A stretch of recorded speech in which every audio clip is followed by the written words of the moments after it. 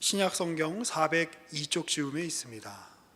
요한계시록 2장 18절에서 29절의 말씀을 받들어 읽겠습니다.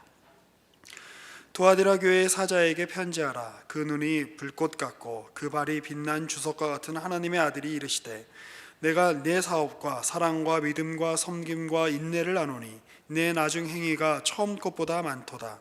그러나 내게 책망할 일이 있노라. 자칭 선지자라는 여자 이세벨을 내가 용납함이니 그가 내 종들을 가르쳐 꾀어 행음하게 하고 우상의 제물을 먹게 하는도다. 또 내가 그에게 회개할 기회를 주었으되 자기의 음행을 회개하고자 하지 아니하는도다. 볼지어다 내가 그를 침상에 던질 터이요 또 그와 더불어 간음하는 자들도 만일 그의 행위를 회개하지 아니하면 큰 환난 가운데에 던지고, 또 내가 사망으로 그의 자녀를 죽이리니 모든 교회가 나는 사람의 뜻과 마음을 살피는 자인 줄 알지라. 내가 너희 각 사람의 행위대로 갚아주리라. 두아디라에 남아있어 이 교훈을 받지 아니하고 소위 사탄의 깊은 것을 알지 못하는 너희에게 말하노니, 다른 짐으로 너희에게 지울 것은 없노라. 다만 너희에게 있는 것을 내가 올 때까지 굳게 잡으라. 이기는 자와 끝까지 내 일을 지키는 그에게 만국을 다스리는 권세를 주리니 그가 철장을 가지고 그들을 다스려 질그릇 깨트리는 것과 같이 하리라. 나도 내 아버지께 받은 것이 그러하니라. 내가 또 그에게 새벽별을 주리라. 귀 있는 자는 성령이 교회들에게 하시는 말씀을 들을지어다. 아멘. 네, 이제 오늘 말씀은 요한계시록에 나와 있는 7교회에 보낸 편지 중에서 네 번째 교회인 두아디라 교회에게 주시는 하나님의 말씀입니다. 이 두아디라 교회에 주시는 이 말씀은 그 7개의 그 소아시아 교회에 보낸 서신서들 가운데에서도 가장 그 위치적으로도 가운데 위치해 있고, 분량으로도 보시면 가장 긴 분량을 차지하고 있는 것을 보게 됩니다. 그만큼 뭔가 이렇게 할 말이 많았었던 것 같고, 또 굉장히 중요한 메시지를 우리에게 전달해 주기 위해서 이런 긴 분량을 할애해서 말씀을 주시는 것 같습니다. 먼저 본문을 보시면 두아디라 교회의 사자에게 편지하라라는 어떤 이 7교회에 주시는 메시지의 형식을 따라서 먼저 수신자가 소개가 되고 있고, 그 다음에 발신자이신 그 편지의 주이신 그리스도께서 이렇게 묘사가 되고 있습니다. 그 눈이 불꽃 같고 그 발이 빛난 주석과 같은 하나님의 아들이 이렇게 말씀하신다라고 이제 시작하는 것이죠. 그 눈이 불꽃 같고 그 발이 빛난 주석 같은 하나님의 아들이다라고 이제 이야기를 해서 이런 그 발신자로서의 모습을 상정하는 것이 무슨 의미가 있는지 신학자들이 많은 연구를 해왔을 것입니다. 유의미하게 우리가 조금 살펴볼 만한 내용은, 그 두아디라 지역에는 제우스 신의 아들 신을 모시는 신전 2개가 있었다고 합니다. 그래서 우리 두아디라에 사는 사람들이 우리 동네에는 말이야 제우스 신의 아들 신전이 2개나 있어 라는 것을 자랑으로 여겼을 수 있죠. 그렇지만 사실 제우스 신의 아들 신전을 모시고 있는 것이 뭐 대단한 일이냐, 하나님의 아들께서 너희에게 편지한다, 이런 강조를 가지고 있는 것입니다. 그리고 이 하나님의 아들, 제우스 신의 아들과는 비교할 수 없는 이 하나님의 아들은 어떤 분이시냐?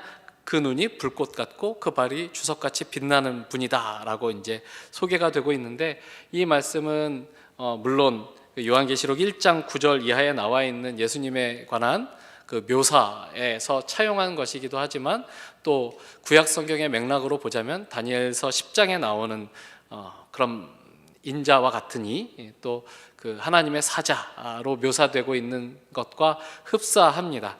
이 다니엘서 10장에서 이런 모양으로 나타나는 하나님의 사자는 이방 민족에게 하나님의 심판을 시행하는 자로서 등장을 하는데, 하나님의 뜻을 거스르고 방해하는 세력에 대해서 하나님이 그 대적들을 물리치시는 그런 어떤 최후의 전쟁에서 승리하시는 그 장군으로서의 모습을 묘사하고 있는 것이죠. 모든 묵시 문학에서는 최종적인 어떤 종말이 다가오기 전에 그 종말에 앞서 최후의 전쟁, 으로 묘사되는 전쟁이 있게 마련인데 다니엘서에서는 이 전쟁을 수행하셔서 그 이방 나라들을 또 하나님의 뜻을 거스르는 방해하는 세력들을 완전히 이 땅에서 몰아내시는 장수로서의 모습을 묘사하고 있다, 이렇게 우리가 읽을 수 있을 것입니다. 이런 하나님의 예수님에 관한 묘사는 그 뒤에 나와 있는 이 두아디라 교회에 대한 하나님의 어떤 책망과 또 그 연관해서 생각해 볼 수 있겠는데요. 먼저 책망하기 전에 두아디라 교회에는 하나님께서 아주 크나큰 칭찬의 말씀을 전하고 계시는 것을 우리가 보게 됩니다. 거의 제가 볼 때는 이 이상의 극찬이 있을 수 없다라고 보이는데 19절 말씀 보겠습니다. 그 눈이 불꽃 같고 그 발이 빛난 주석과 같은 하나님의 아들이신 예수 그리스도께서 그 교회를 다 살펴보시고 아시는 가운데 이렇게 말씀하시는 거죠. 내가 네 사업과 사랑과 믿음과 섬김과 인내를 아노니 네 나중 행위가 처음 것보다 많도다.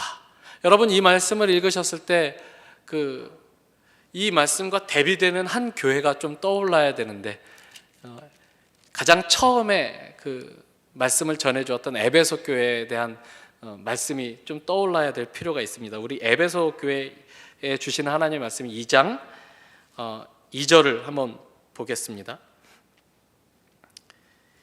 내가 네 행위와 수고와 네 인내를 알고 또 악한 자들을 용납하지 아니한 것과 자칭 사도라 하되 아닌 자들을 시험하여 그의 거짓된 것을 내가 드러낸 것과 또 내가 참고 내 이름을 위하여 견디고 게으르지 아니한 것을 아노라. 그러나 너를 책망할 것이 있나니 너의 처음 사랑을 버렸느니라. 에베소 교회에도 하나님이 많은 칭찬의 말씀을 주셨고, 너희들이 지식적으로 굉장히 훌륭하고 또 거짓된 교리를 가진 사람들, 그런 가르치는 거짓 선생들을 잘 분별해서 쫓아낸 것에 대해서 칭찬을 하노라 라고 말씀을 하지만, 이 에베소 교회를 책망하시는 가장 주된 책망의 내용은 무엇이었냐면 너희들 처음 사랑을 버렸다, 잊어버렸다 라는 것이었습니다. 그와는 반대로 이 두아디라 교회에 주신 하나님의 말씀에서는 뭐라고 말하냐면, 너희 수고함과 내가 안다. 너희가 열심히 일하고 사랑하고 믿고 섬기고 인내한 것을 내가 아는데 너희들 나중에는 그 처음보다 더 잘했다, 이렇게 얘기를 하고 있어서 에베소 교회랑 완전히 대조되는 그런 그림으로 소개가 되고 있죠. 여기에 나오는 내 사업이라고 번역되어 있는 이 단어는 사실 그 뒤에 나와 있는 내 나중 행위가 라는 그 행위와 같은 단어입니다. 그러니까 나는 내 행위를 안다. 어떤 행위? 사랑하고 믿고 섬기고 인내한 것. 너가 한 그 행위들은 참 잘한 것인데 내 나중 행위는 처음보다 훨씬 더 나았다라고 이야기해서 굉장히 이 두아디라 교회가 하나님이 보시기에 흡족하게 그 믿음 생활, 신앙의 길을 잘 걸어가고 그리고 성장하고 있는 교회다라고 우리가 생각할 수 있는데요. 그 다음에 보시면 이 에베소 교회와는 정반대의 상황이 또 펼쳐집니다. 20절, 그러나 내게 책망할 일이 있노라. 자칭 선지자라 하는 여자 이세벨을 내가 용납함이니 그가 내 종들을 가르쳐 꿰어 행음하게 하고 우상의 재물을 먹게 하는도다. 이렇게 말씀을 합니다. 이 두아디라 교회, 이렇게 완벽한 교회, 하나님이 네 처음 행위가 나중 행위보다 훨씬 더 크다. 너는 처음보다 더 사랑하고 처음보다 더 잘 믿고 처음보다 더 잘 섬기고 처음보다 더 잘 인내하는구나 라고 했음에도 불구하고 이 교회에는 거짓 선지자, 자칭 선지자라고 하는 여자 이세벨이라고 하는 자가 들어와서 하나님의 종들을 꿰어 가르쳐 행음하게 하고 우상의 제물을 먹게 하는 일들이 일어났던 것입니다. 아마도 이 여자 선지자라고 그 명명되고 있는 이세벨이라고 하는 사람은 본명은 아니었으리라 추측이 됩니다. 이세벨 하면 여러분 떠오르는 이름이 혹시 있으십니까? 청년 예배에 3년 이상 출석한 사람들이라면 마땅히 알고 있어야 되는 이름. 이세벨은 열왕기상 19장에 나오는 그 아합 왕, 이스라엘 역사상 가장 악한 왕이었던 아합 왕의 아내인 여자 이세벨을 가리키는 이름입니다. 그 여자는 바알을 섬기는 지역인 시돈에서 공주였었던 사람이었는데 아합 왕의 아버지였던 오므리 왕이 정략 결혼을 시켜서 그 시돈 왕의 딸 공주와 자기 아들 아합을 결혼시킨 거죠. 그렇게 해서 어떤 일이 벌어졌습니까? 북이스라엘 왕국의 그 바알 숭배가 창궐했습니다.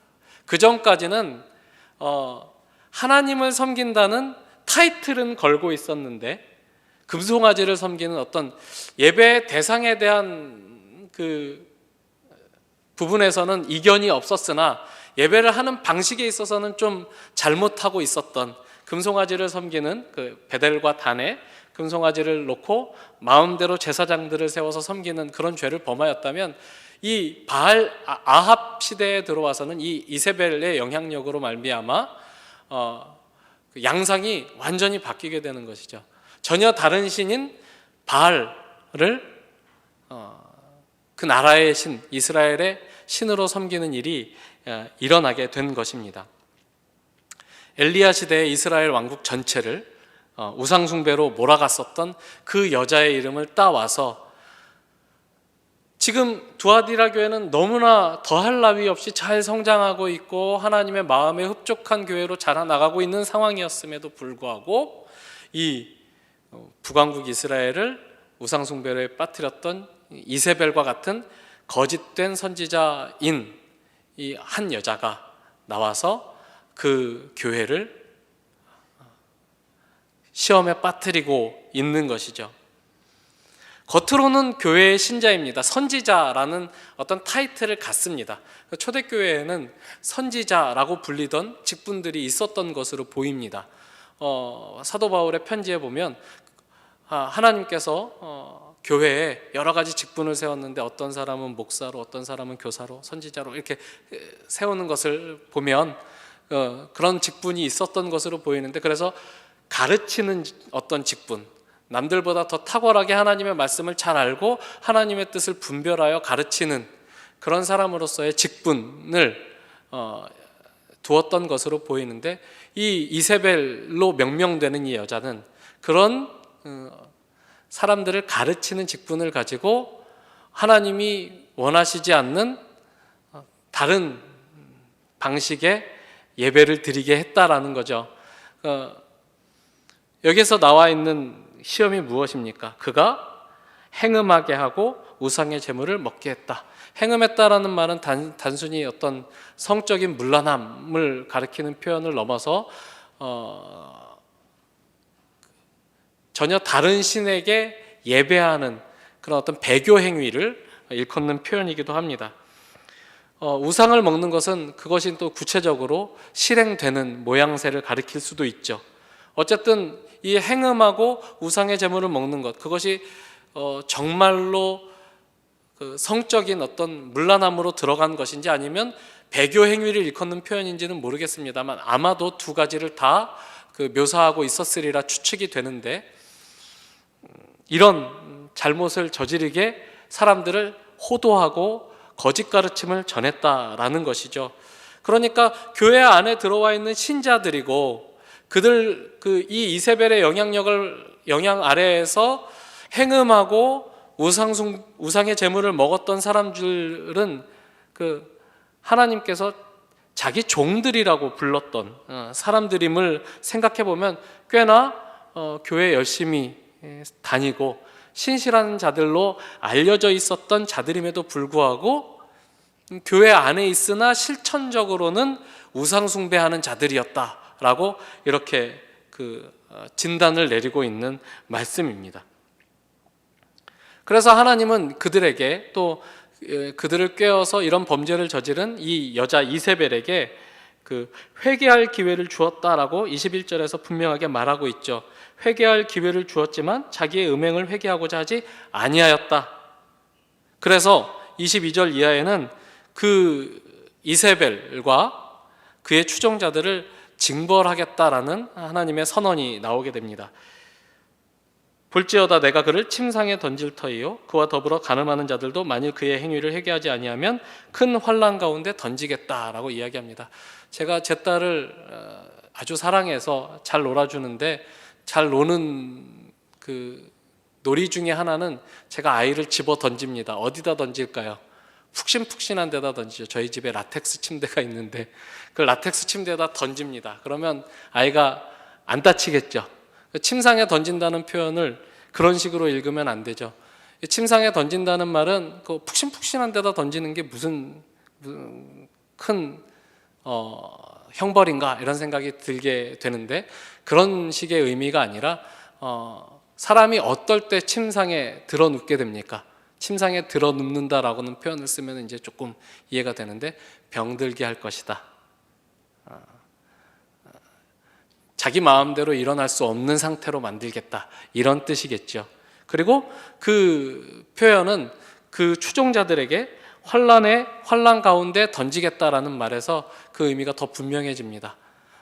질병, 환란, 이런 자기의 힘으로, 자기 혼자의 힘으로는 극복할 수 없는 상황 가운데 내던져 보호하지 않겠다라는 말씀을 주시고, 또 23절에 보시면 또 내가 사망으로 그의 자녀를 죽이리니, 이 말은 그 이세벨과 그의 가르침을 따른 자들의 자녀들을 죽이겠다 이런 뜻이 아니라, 그의 자녀들이라고 하는 이 표현은 이세벨의 자녀들이라고 해서 이세벨의 교훈을 따르는 자들이라는 뜻입니다.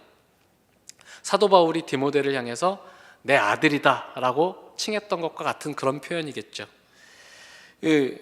사망으로 그 이세벨의 가르침을 따른 그 교회의 사람들을 죽이겠다라고 이야기를 하고, 그리하여 모든 교회가 나는 사람의 뜻과 마음을 살피는 자인 줄 알게 하겠다, 내가 너희 각 사람의 행위대로 갚아주겠다라고 해서 이들이 당하는 심판 때문에 온 교회가 각성하게 만들겠다라고 하나님이 천명하십니다. 여기까지 읽으면 두아디라 교회는 뭐 굉장히 칭찬을 많이 받았는데 사실은 완전 망한 교회네 이런 생각이 들게 되죠. 그러나 다행히 두아디라 교회에는 이세벨의 가르침을 따르지 않은 사람들이 많이 남아 있었던 것 같죠. 이세벨이라고 하는 이 여자 선지자의 가르침이 아직 광범위하게 두아디라 교회에 퍼졌던 것 같지는 않습니다. 24절과 25절 말씀에 보면 두아디라에 남아있어 이 교훈을 받지 아니하고 소위 사탄의 깊은 것을 알지 못하는 너희에게 말하노니, 아직 그 여인의 영향력 아래 있지 아니하는, 아직 그 하나님의 칭찬을 받고 있는 사랑과 믿음과 섬김과 인내라는 훌륭한 행위로 하나님 앞에 칭찬받는 사람들이 많이 남아 있었던 것 같습니다. 그 사람들에게 예수님은 교훈을 던져주고 계시죠. 다른 짐으로 너희에게 지우지 않겠다. 하던 대로 해라. 25절에 다만 너희에게 있는 것을 내가 올 때까지 굳게 잡으라 라고 말씀을 하십니다. 그리고 이제 마지막으로 이기는 자에게 주시는 상급에 관한 말씀이 26절과 27절 그리고 28절에 이어지죠. 이기는 자와 끝까지 내 일을 지키는 자는 그에게 내가 만국을 다스리는 권세를 줄 것이다. 그리고 그가 철장을 가지고 그들을 다스려 질그릇 깨뜨리는 것과 같이 하리라. 나도 내 아버지께 받은 것이 그러하니라. 내가 또 그에게 새벽벌을 주리라. 이런 말씀으로 이어지고 있습니다.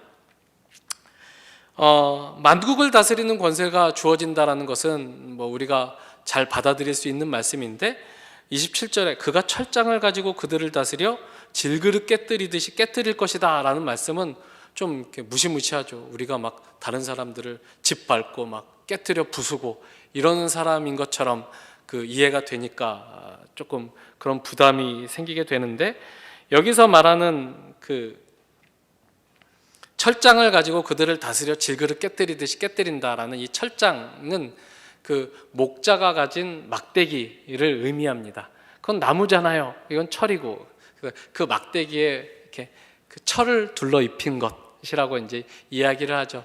그래서 원래는 자기의 양들을 목양하기 위한 도구입니다. 그러나 이것이 그 자기의 양들을 목양할 때 나타나는 대적들이 나타났을 때는 어떻게 변합니까? 원래는 양들을 잘 치기 위한 도구지만 일이나 곰이나 뭐 사자나 이런 것들이 나타날 때는 무기가 되는 거죠. 그들을 깨뜨리는, 어떻게? 곰이니까 굉장히 힘들게 목숨을 걸고 깨뜨리는 것이 아니라 반항하지 못하는 질그릇 깨뜨리듯이 깨뜨리게 될 것이다. 이렇게 이야기하는 것이죠. 하나님이 그 백성을 돌보시고 그 대적, 자기 백성을 해하기 위해 다가오는 대적들을 질그릇 부수듯이 부숴버리는 그 일에 너희도 한몫하게 될 것이다 라는 굉장히 우리를 고분시키는 말씀이 되는 것입니다. 그리고 28절에 보면 또 내가 또 그에게 새벽별을 줄 것이다 라고 나와 있는데, 고대 로마에서 새벽별로 알려진 금성은 승리를 상징하는 그리고 통치권을 상징하는 표현이었다고 이야기합니다. 그러니까 내가 너를 나와 함께 다스리는 자로 세울 것이다. 나와 함께 다스리며 내 백성을 해하는 세력들을 질그릇 부수듯 그렇게 부수고 승리하는 자로 내가 만들어주겠다라는 아주 영광스러운 표현이 되겠습니다. 그래서 우리가 이 말씀, 이 두아디라 교회에 주시는 말씀들을 이렇게 쭉 읽어보면 이 말씀 속에서 주께서 우리에게 요구하시는 바가 두 가지로 요약이 될 수 있겠습니다. 첫 번째는 지금 잘하고 있는 그 행위, 사랑과 믿음과 섬김과 인내로 드러나는 지금의 그 모습을 잘 굳게 붙잡아 지키는 것이 요구가 됩니다. 그리고 또 한편으로는 이세벨과 그 일당, 앞에 버가모 교회나 에베소 교회를 교회에 주시는 말씀에서 나타났던 그 니골라당과 같은 그런 사람들이죠. 결국은 우상 숭배하게 하고 우상의 제물을 먹게 하여 행음하게 만드는다는 차원에서는 같은 사람들이라고 볼 수 있습니다. 제가 생각할 때는 두아디라 지역의 니골라당 대표 지도자가 아마 이세벨이 아니었을까 그렇게 생각이 되죠. 그들의 가르침을 거부하고 그들을 대적하라라는 것이 요구가 되고 있는 것입니다. 사랑으로 서로 용납하고 서로 보듬고 하나님의 받은 사랑을 같은 교회 공동체 지체들과 함께 누리며 서로 용납하는 그런 일을 함과 동시에 너희 안에 전혀 다른 교훈을 가지고 나와서 우상숭배로 너희를 인도하는 자들, 행음하게 하는 자들을 단호하게 배척하라는 그 이율배반적인 것 같은 그런 말씀들이 여기 요구가 되고 있는 것이죠. 오늘 제가 청년일부에서 조장 모임을 하면서 질문을 받았습니다. 성경에 보면 이렇게 사랑으로 이웃을 품어주고 모두를 용납하라는 말씀이 많은데 왜 또 한편에서는 이렇게 이 하나님의 백성답지 않은 자들을 과감하게 내치고 그런 자들은 여호와의 총회에서 내쫓으라는 출교나 출애 명령들이 동시에 있습니까? 어떻게 받아들이고 조화시켜야 합니까? 라는 질문을 받았습니다. 그 질문에 대한 답은 이런 것이죠.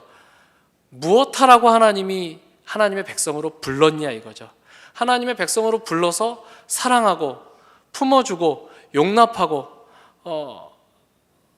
다른 사람과 자신을 어떤 그 외적인 구분으로 나누지 말라라는 말은 우리가 분명히 받아들이지만 그렇게 해서 이 공동체로 모여 무엇을 이루느냐, 어떤 열매를 맺어야 되느냐죠.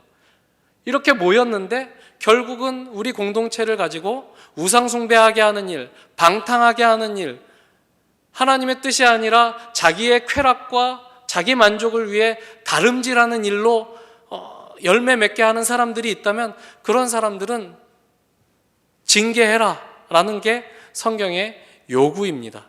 그리고 하나님은 그런 사람들을 그냥 놔두시지 않겠다라는 것이 오늘 본문의 말씀이고요.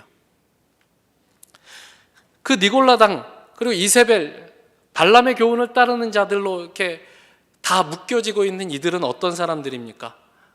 자기는 뭔가 더 깊은 것을 안다라고 주장하는 사람들입니다. 그래서 24절에 보시면 두아디라에 남아있어 이 교훈을 받지 아니하고 소위 사탄의 깊은 것을 알지 못하는 너희에게 말한다라고 말해서 이세벨의 교훈을 받지 않은 사람들을 이렇게 지칭하고 있습니다.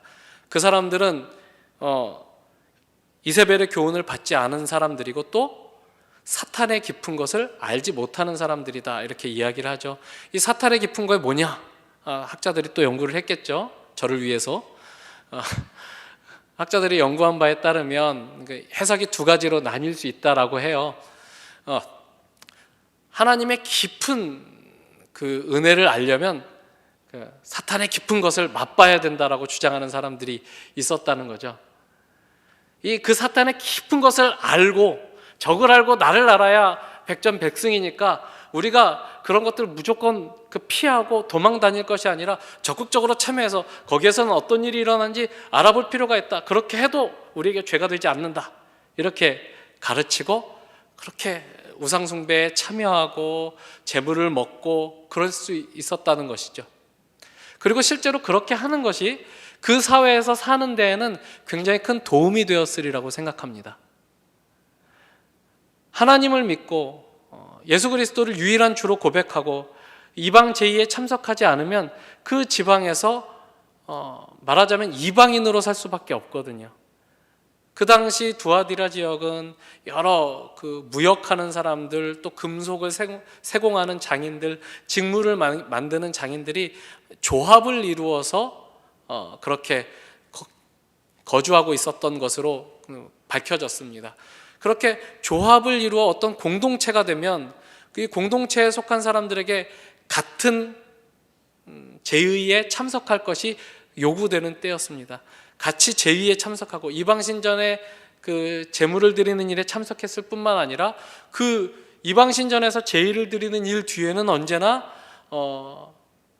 성적인 문란함을 동반한 그 이후의 의식들도 있었기 때문에 그런 것을 거부하는 사람들은 말하자면 그 조합 안에 있는 다른 사람 조합원들과 동질성을 느끼지 못하게 되고 점점 이렇게 멀리하게 되고 그 조합에서 축출되게 되는 일들이 생기죠. 그래서 적당히 타협했으면 하는 마음들이, 그 생계를 위해서 타협했으면 하는 사람들이 이 이세벨의 가르침을 들었을 때 그렇구나, 괜찮구나 라고 생각하고 덥석 믿기를 문 것이요가 되는 것입니다. 그러나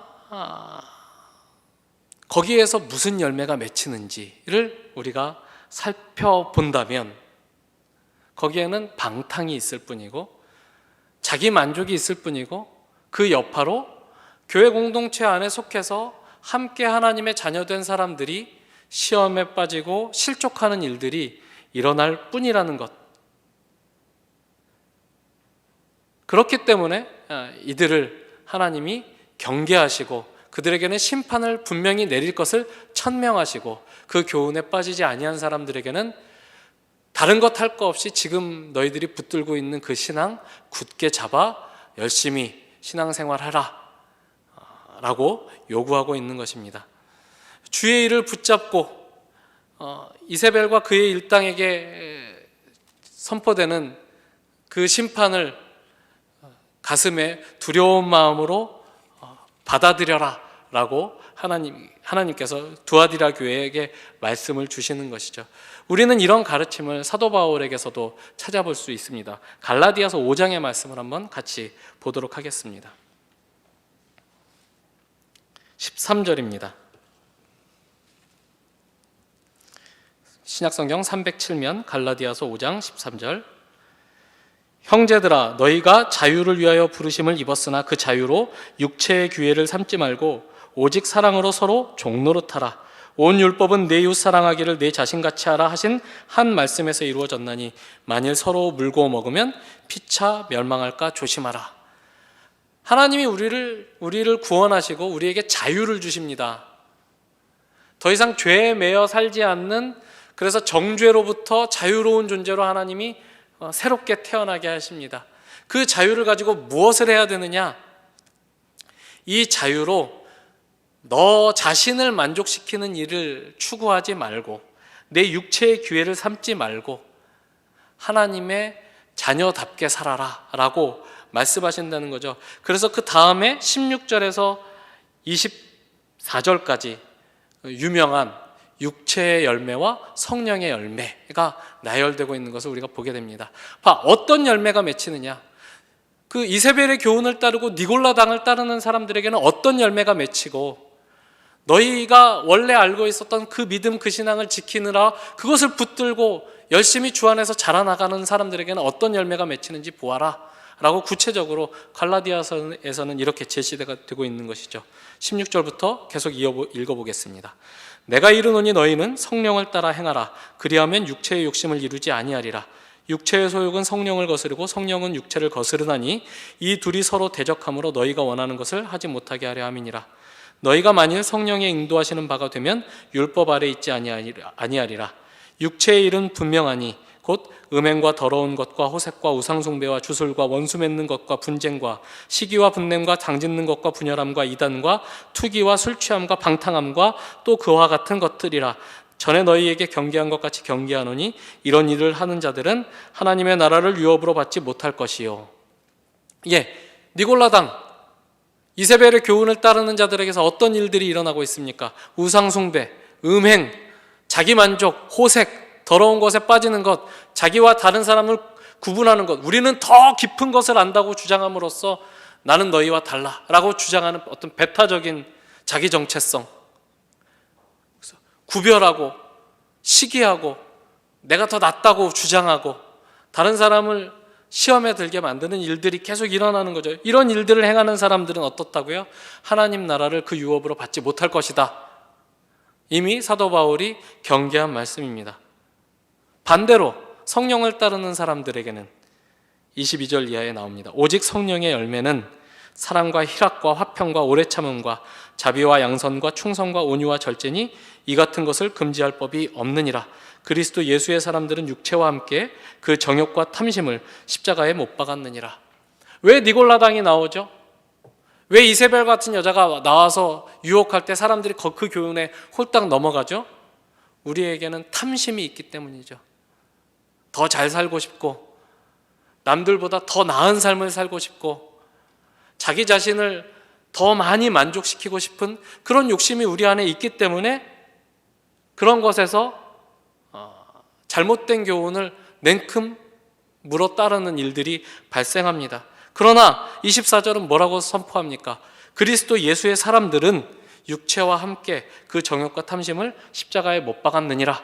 이거는 정욕과 탐심을 십자가에 못 박아라 라는 명령어가 아니라 사실 진술로 되어 있다는 사실을 유념할 필요가 있습니다. 그리스도 예수의 사람들은 그 정욕과 탐심을 예수가 십자가에 못 박혔을 때 같이 못 박은 존재들이다. 이렇게 이해를 하라는 것이죠. 그러니까 정욕과 탐심에 이끌려 살면 안 된다라는 이야기입니다. 우리 한 말씀만 더 찾아보도록 하겠습니다. 에베소서 4장입니다. 17절. 갈라디아서 바로 다음에 있죠. 에베소서 4장 17절. 그러므로 내가 이것을 말하며 주 안에서 증언하노니 이제부터 너희는 이방인이 그 마음에 허망한 것으로 행함같이 행하지 말라. 그들의 총명이 어두워지고 그들 가운데 있는 무지함과 그들의 마음이 굳어짐으로 말미암아 하나님의 생명에서 떠나 있도다. 그들이 감각 없는 자가 되어 자신을 방탕에 방임하여 모든 더러운 것을 욕심으로 행하되 오직 너희는 그리스도를 그같이 배우지 아니하였느니라. 진리가 예수 안에 있는 것 같이 너희가 참으로 그에게서 듣고 또한 그 안에서 가르침을 받았을진데 너희는 유혹의 욕심을 따라 썩어져가는 구습을 따르는 옛사람을 벗어버리고 오직 너희의 심령이 새롭게 되어 하나님을 따라 의와 진리의 거룩함으로 지으심을 받은 새 사람을 입으라. 이렇게 권면하고 있습니다. 이방인처럼 살지 말아라. 너희가 전에는 이방인이었지만 이제는 그리스도 예수 안에서 하나님의 자녀가 되었다. 하나님의 백성이 되었다. 너희들은 전에 죽어 있었으나 이제는 하나님의 은혜로 말미암아 하나님께서 주시는 새 생명으로 말미암아 살아있는 존재들이다. 전에 너희는 옛사람, 죽은 사람, 무감각한 사람, 방탕한 사람이었지만 이제 너희는 새 사람이다. 하나님의 은혜를 입은 자들이다. 예수를 아는 자들이고 또 그 안에서 가르침을 받는 자들이다. 그러니 욕심을 따라 살지 말아라. 하나님께서 너희를 구원하실 때 목적하셨던 의와 진리의 거룩함으로 지으심을 받은 새 사람을 꿈꾸며 거기를 향해 살아라. 지금 두아디라 교회의 교인들은 그리로 잘 자라나가고 있는 중이었습니다. 하나님을 따라 지으심 받은 새 사람으로 그리스도 안에서 잘 성장하고 있어서 이전에 너희의 그 사랑과 믿음과 섬김과 인내의 행위가 이후가 이전보다 더 컸다라고 하나님이 인정해 주실 만큼 그렇게 잘 자라나가고 있는 교회였습니다. 그러나 거기에 독버섯같이 곰팡이같이 포자가 하나 들어와 부패시키는 것이죠. 누룩이 하나 들어와 부패시키는 것이죠. 이 에베소서의 이 말씀, 새 사람을 입으라라는 이 말씀은 5장 1절에서는 이렇게 표현이 되고 있습니다. 그러므로 사랑을 받은 자녀같이 너희는 하나님을 본받는 자가 되고 그리스도께서 너희를 사랑하신 것 같이 너희도 사랑 가운데서 행하라. 그는 우리를 위하여 자신을 버리사 향기로운 제물과 희생 제물로 하나님께 드리셨느니라. 자, 너희는 하나님의 사랑을 받는 자녀다. 너희는 고아가 아니다. 스스로의 필요를 스스로 채워야 되는 고아가 아니다. 고아는 밥을 먹기 위해서는 소매치기도 해야 되고 구두도 닦아야 되고 쌈박질도 해야 되는 게 고아잖아요. 어떻게 해서든지 다른 사람의 것을 뺏어서라도 내가 살아야 되는 게 고아잖아요. 그러나 부모가 있는 자는, 더구나 그 부모가 부요한 자는 싸울 필요가 있어요, 없어요? 고아를 만나면 어떻게 해요? 이거 너 먹어. 나는 많어. 집에 많아. 너 우리 집 가서 같이 밥 먹을래? 이렇게 하는 게 부잣집 아이죠. 하나님의 자녀다운 것이죠. 너희는 그렇게 사랑을 받은 자녀지 않느냐? 하나님의 사랑을 받은 이런 사람, 그래서 자신은 부요한 사람, 욕심대로 살지 않아도 되는 사람이 바로 새 사람이다 라고 이렇게 이어지고 있는 말씀입니다. 그래서 3절 이하에 계속 말씀이 이렇게 이어지죠. 그러니 너희는 음행과 온갖 더러운 것과 탐욕은 너희 중에서 그 이름조차도 부르지 말라. 이는 성도에게 마땅한 바니라. 너희가 하나님의 자녀로 부르심을 받고 그 안에서 모든 좋은 것을 누리고 사는 사람들인데 뭐하러 자기를 만족시키기 위하여 음행을 행하느냐?